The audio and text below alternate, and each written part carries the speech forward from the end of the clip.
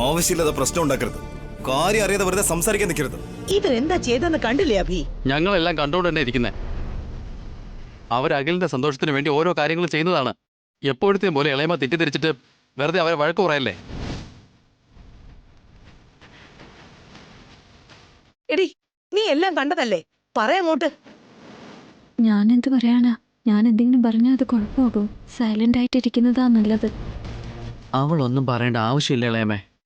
ഉണ്ണി എന്നെ ചിരിപ്പിക്കാൻ വേണ്ടിയിട്ടാണ് ഓരോ ചോദ്യമായിട്ട് വരുന്നത്. അത് നിങ്ങൾ വെറുതെ തെറ്റിദ്ധരിക്കുകയൊന്നും വേണ്ട.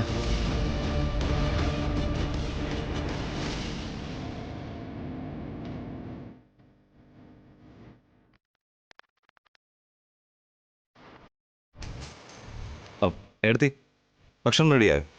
ആയിട്ടുണ്ട് അഭി. അഖിലിന് ഫുഡ് കൊടുക്കുക വസുന്ധര. ശരി ഏട്ടാ.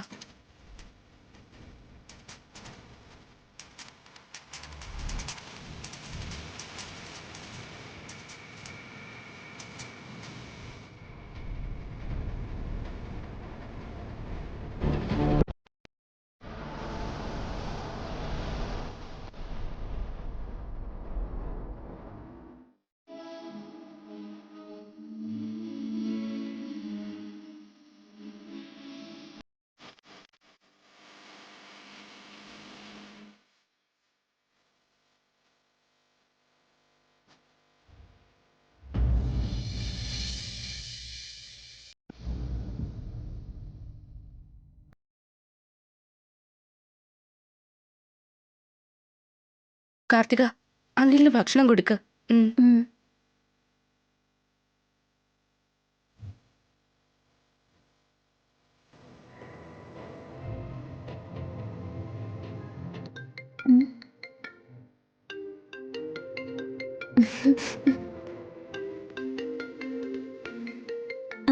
മമ്മിയെ വിളിക്കുന്നേ.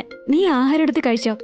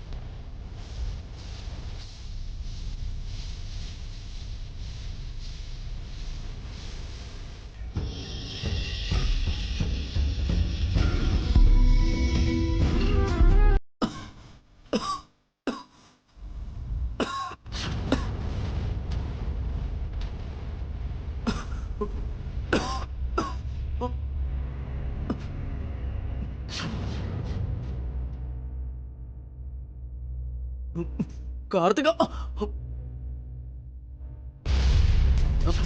കാർത്തിക,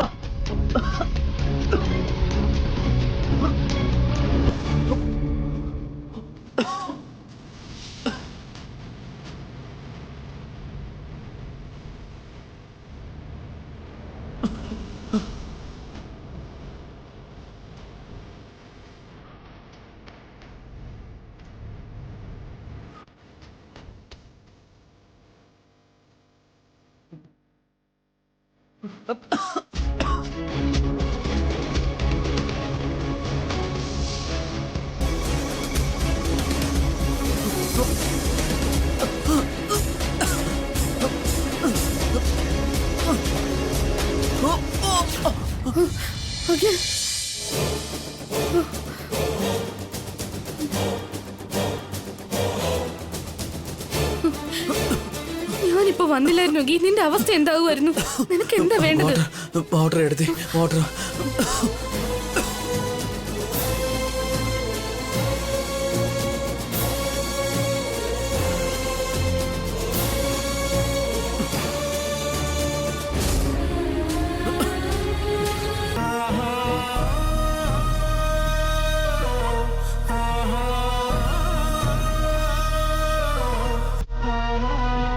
കാർത്തിക എവിടെ?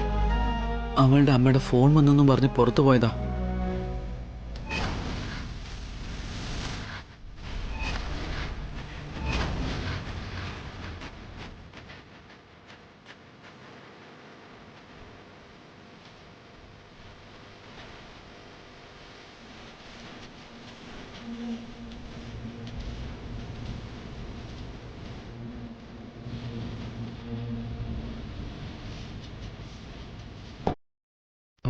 ഇനി തന്നാ മതി എടുത്തി, ഞാൻ കഴിച്ചോളാം. സാരമില്ല അഖിൽ, ഞാൻ എടുത്തു തരാം.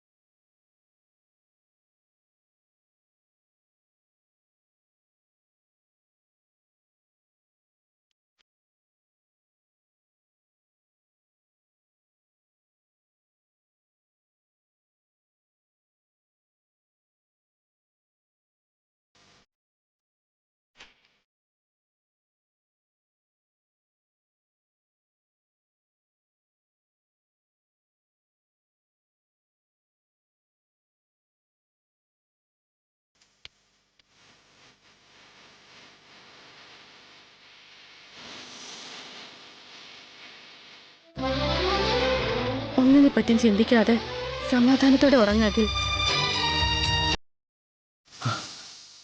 എന്താ ഈ കാണിക്കുന്ന അഖിൽ? സോറി എടുത്തി, എടുത്തി കൊണ്ട് എൻ്റെ കാല് തൊടിച്ചതിന്. ഇതിലെന്ത് തെറ്റാ ഉള്ളത്? നീ എനിക്ക് ചെറിയ കുട്ടിയെ പോലെ. നീ സ്വന്തം കാലിൽ നടക്കുന്നത് വരെ ഒരമ്മയെ പോലെ ഞാൻ നിന്നെ നോക്കും. ഒരു കാരണം കൊണ്ട് നിന്റെ കണ്ണു നിറയാൻ പാടില്ല, മനസ്സിലായോ?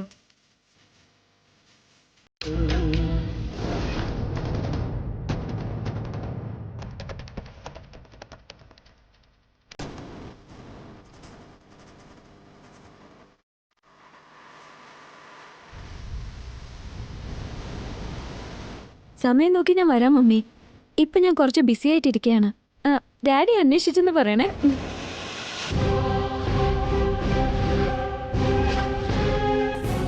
ഓക്കെ മമ്മി, ഞാൻ നാളെ വിളിക്കാം. Good night. നീ ഇവിടെ എന്ത് ചെയ്തോണ്ടിരിക്കുക കാർത്തിക? അഖിലിന് ഭക്ഷണം കൊടുക്കണമെന്ന് പറഞ്ഞിട്ട് നീ എന്തത് മറന്നുപോയോ? എന്റെ മമ്മി എന്നെ വിളിച്ചിരുന്നു. അഖിലിന് ഭക്ഷണം കൊടുക്കുന്നതാണോ പ്രധാനം, അതോ നിനക്ക് ഫോണിൽ സംസാരിക്കുന്നതാണോ പ്രധാനം?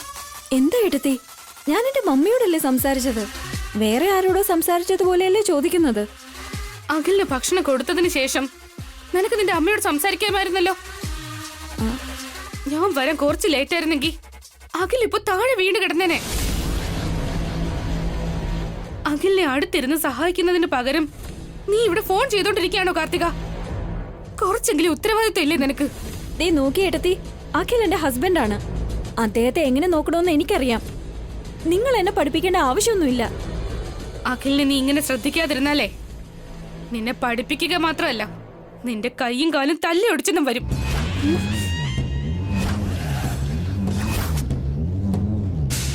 നീ കാരണം അഖിലിന് ആക്സിഡന്റ് ആയത്, ആ കാര്യം നിനക്ക് ഓർമ്മയുണ്ടോ?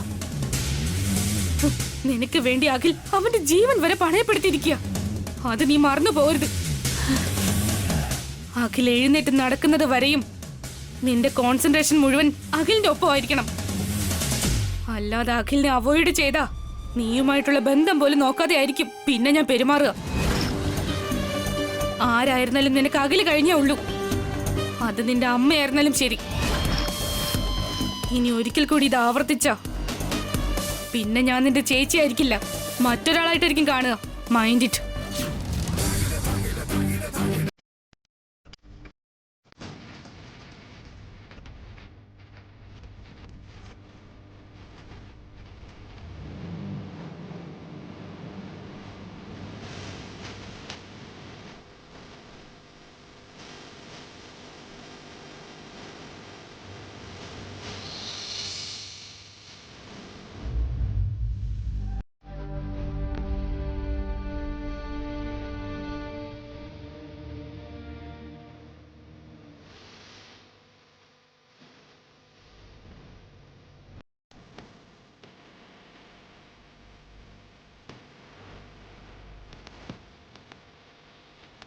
ഉണ്ണി എന്താ ഇങ്ങനെ ആലോചിച്ചുകൊണ്ട് നിൽക്കുന്നേ?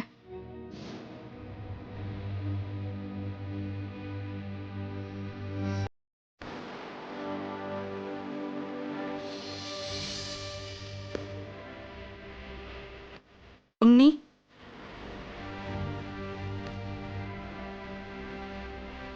എന്താ ഉണ്ണി ആലോചിച്ചുകൊണ്ട് നിൽക്കുന്നേ?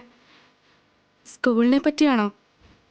അല്ലമ്മേ, ചെറിയച്ചനെ കുറിച്ച് ആലോചിച്ചുകൊണ്ടിരിക്കുകയായിരുന്നു. ചെറിയച്ചൻ എപ്പോഴും എന്ത് ഹാപ്പി ആയിട്ടാ നടന്നിരുന്നേ. പാവ ഇപ്പോ നടക്കാൻ പറ്റാഞ്ഞിട്ട് വിഷമിച്ചിരിക്കുക. അതെ ഉണ്ണി, എത്രയും പെട്ടെന്ന് എന്തെങ്കിലും ചെയ്ത് നമുക്ക് ചെറിയച്ചനെ നടത്തിക്കണം. അല്ലെങ്കിൽ ചെറിയച്ചന് ഡിപ്രഷൻ ഉണ്ടാവും. ചെറിയച്ചൻ എഴുന്നേറ്റ് നടക്കാൻ കുറച്ച് സമയമാവുമെന്ന് ഡോക്ടർ തന്നെ പറഞ്ഞില്ല അമ്മേ. എങ്ങനെയെങ്കിലും ചെറിയച്ചനെ നമുക്ക് ആക്റ്റീവ് ആക്കണം. എന്നുവെച്ചാ കാലിനെ കുറിച്ച് ആലോചിക്കാതെ വേറെന്തെങ്കിലും ജോലിയെ കുറിച്ച് ആലോചിക്കുന്ന പോലെ ചെയ്യണം.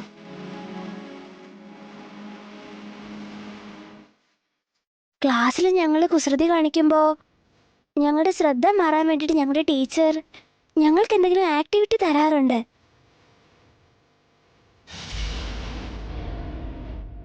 അതുപോലെ ചെറിയച്ചൻ ഡിപ്രസ് ആകാതെ ചെറിയച്ചന് നമ്മൾ വേണം ഡൈവേർട്ട് ചെയ്യാൻ. ചെറിയച്ചൻ എന്തെങ്കിലും ആക്ടിവിറ്റി കൊടുക്കണം. ശരിയാണോ നീ? കറക്റ്റ് ഐഡിയ പറഞ്ഞത്. ചെറിയച്ചൻ ഡിപ്രസ് ആവാതിരിക്കാൻ നമ്മൾ എന്തെങ്കിലും ഒരു ആക്ടിവിറ്റി ചെറിയച്ചന് കൊടുക്കണം. വീൽ ചെയറിൽ ഇരിക്കുന്ന അഖിലിന് എന്ത് ജോലി ചെയ്യാൻ പറ്റും?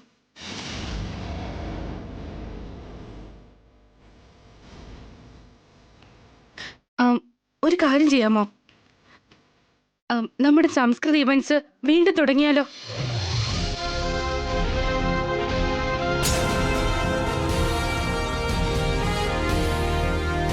ഞാനും അതിനെപ്പറ്റി ആലോചിക്കായിരുന്നു വസുന്ധര. നമ്മൾ സംസ്കൃതി ഈവൻസ് സ്റ്റാർട്ട് ചെയ്താൽ ഒരുപാട് വർക്ക് നമുക്ക് കിട്ടും. പേപ്പർ വർക്കെല്ലാം നമുക്ക് അഖിലിനെ ഏൽപ്പിക്കാം. ഡിസൈൻസ് ഓക്കെ ആക്കുന്നത്, ഈവൻസ് പ്ലാൻ ചെയ്യുന്നത്, ഓർഡർ വാങ്ങുന്നത്, ക്ലയൻസിനോട് സംസാരിക്കുന്നത്, ഇതെല്ലാം ഭാസ്കരനോടൊപ്പം ചേർന്ന് അഖിലും ചെയ്യട്ടെ. കറക്റ്റ് ഏട്ടാ. പിന്നെ അഖിൽ അവന്റെ കാലിനെ പറ്റി ചിന്തിക്കില്ല. മൊത്തം ഫോക്കസും ആ വർക്കിലായിരിക്കും.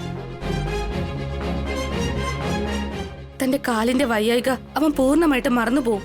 പിന്നെ അവൻ ആക്റ്റീവ് ആകും. അങ്ങനെ ചെയ്താൽ ചെറിയച്ചൻ പെട്ടെന്ന് റിക്കവർ ആവാനും സാധ്യതയുണ്ടല്ലോ അമ്മേ. പെട്ടെന്ന് എഴുന്നേറ്റ് നടക്കാനുള്ള ആഗ്രഹത്തില് ചെറിയച്ചൻ പോസിറ്റീവ് എനർജിയോടെ ജോലി ചെയ്യും. സൂപ്പർ ഉണ്ണി, കറക്റ്റാ നീ പറഞ്ഞത്. സത്യം പറയുകയാണെങ്കിൽ റൈറ്റ് ടൈമിൽ റൈറ്റ് ഡിസിഷനാണ് നീ എടുത്തിരിക്കുന്നത്. ചെറിയച്ചന് വേണ്ടി നീ നല്ലൊരു കാര്യമാണ് പറഞ്ഞത്. താങ്ക്സ് അച്ഛാ. ഞങ്ങളാണ് നിനക്ക് താങ്ക്സ് പറയേണ്ടത്. Thank you so much. Vasundhara, നാളെ തന്നെ നമുക്ക് സംസ്കൃതി ഈവൻസ് സ്റ്റാർട്ട് ചെയ്യണം. അഖിലിനെ നമുക്ക് പഴയ അഖിലാക്കണം. ഡൺ. സംസ്കൃതി ഇവന്റ്സ് പിന്നെ തുടങ്ങാൻ പോവാണല്ലേ? നിങ്ങൾക്കിട്ട് ഞാൻ വെച്ചിട്ടുണ്ട്. നിങ്ങളുടെ തലയിലേക്ക് വലിയൊരു ഭാരം വെക്കാൻ പോവാ.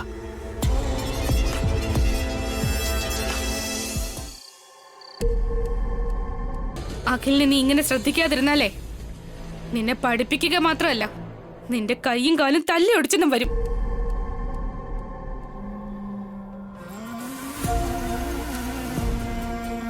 ഇനി കാർത്തികേ, നീ ഇവിടെ എന്ത് ചെയ്യാ? വിഷമിച്ച് നിൽക്കുക ആന്റി. എന്തിന്? വസു എടുത്ത് എന്നെ വഴക്കു പറഞ്ഞു.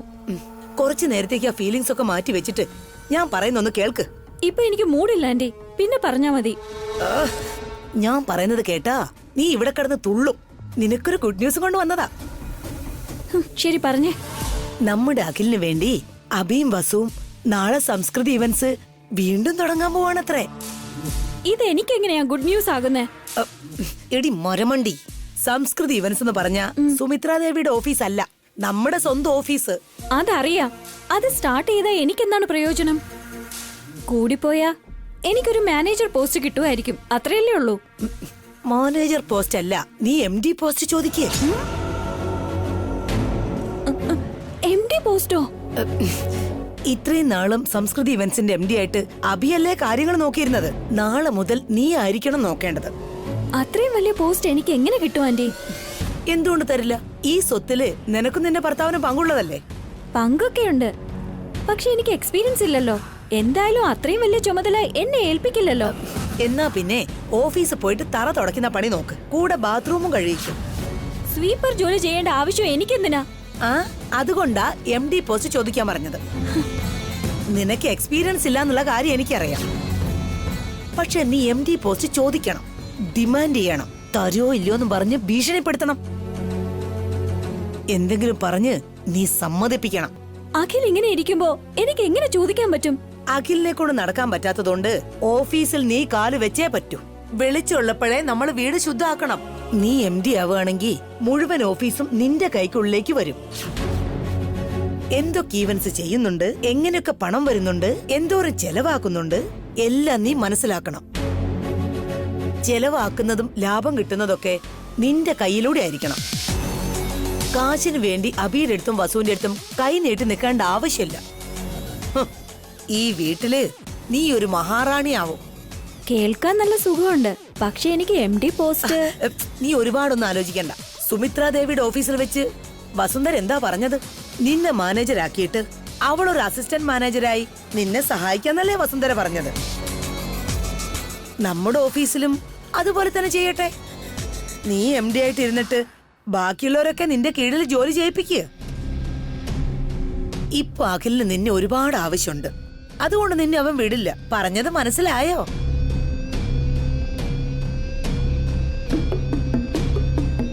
ഇപ്പൊ എനിക്ക് മനസ്സിലായി.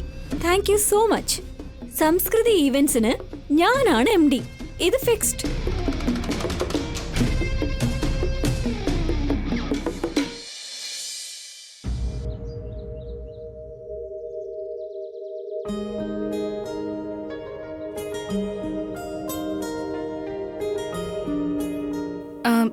ചേച്ചി, ഈ വെണ്ടയ്ക്ക് അരിഞ്ഞു വെക്കട്ടെ.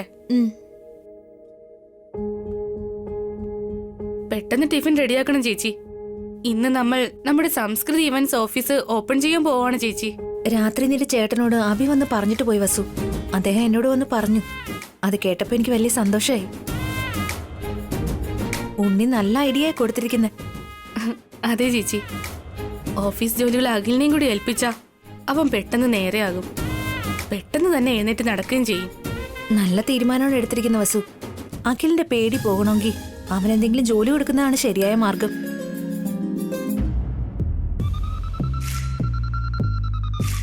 Excuse me.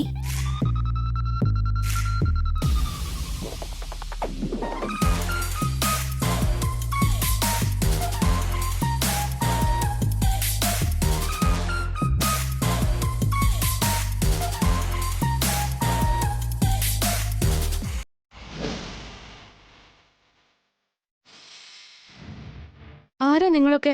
ഞാൻ ബ്യൂട്ടീഷ്യനാണ്. ഞാൻ ഹെയർ സ്റ്റൈലിസ്റ്റാ. ഞാൻ ഡയറ്റീഷ്യനാ. ഞാനൊരു കോസ്റ്റ്യൂം ഡിസൈനറാ മാഡം.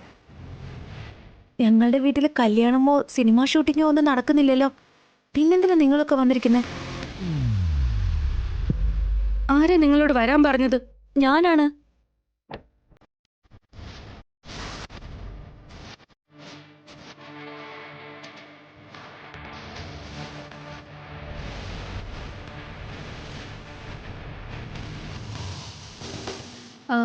ഇവരൊക്കെ എന്തിനാ കാർത്തിക? എന്തിനാ ഇവരോട് വരാൻ പറഞ്ഞ? ഇന്ന് നമ്മുടെ സംസ്കൃതി ഈവന്റ്സ് ഓപ്പൺ ചെയ്യാൻ പോവുകയല്ലേ? ഈവന്റ്സിന് വേണ്ടി വരാൻ പറഞ്ഞതാണോ? അല്ലല്ല, എനിക്ക് വേണ്ടി വരാൻ പറഞ്ഞതാ. എനിക്ക് ഓഫീസിലേക്ക് പോകണ്ടേ? നമ്മളെല്ലാവരും കൂടി പോകും. അതിന് ഇവരെന്തിനാ? ഓഫീസ്